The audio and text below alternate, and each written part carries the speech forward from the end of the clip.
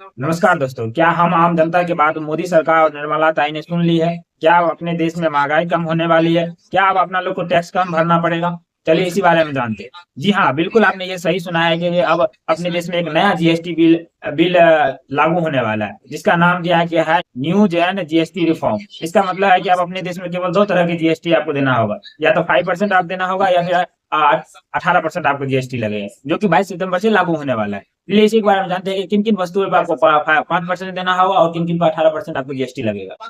रोजमर्रा की चीजें जैसे टूथपेस्ट, घी, नमकीन और सिलाई मशीनें पर आप केवल 5% का आपको जीएसटी देना होगा। किसानों के लिए भी राहत दिया गया है इस जीएसटी बिल में, जैसे ट्रैक्टर, टायर, सिंचाई सिस्टम और कृषि मशीन अगर आप खरीदते हैं तो उस पर आपको केवल 5% का ही जीएसटी लगेगा।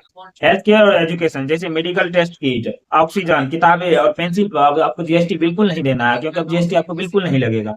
ऑटोमोबाइल और इलेक्ट्रॉनिक्स की वस्तुएं सामान्य जैसे कार, बाइक, टीवी, एसी और वॉशिंग मशीन पर केवल अब आपको 18% का ही जीएसटी देना होगा। सरकार का दावा है कि इससे आम आदमी को राहत मिलेगी और छोटे व्यापारियों को भी बहुत बड़ा फायदा होने वाला है।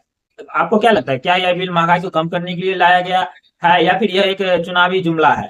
इनकी चुनाव को देखते हुए ये बिल लाया गया है। अपनी राय कमेंट में जरूर बताएं कि क्या इससे महंगाई कम होगी या फिर नहीं होगी, क्या फिर ये एक चुनावी जुमला है।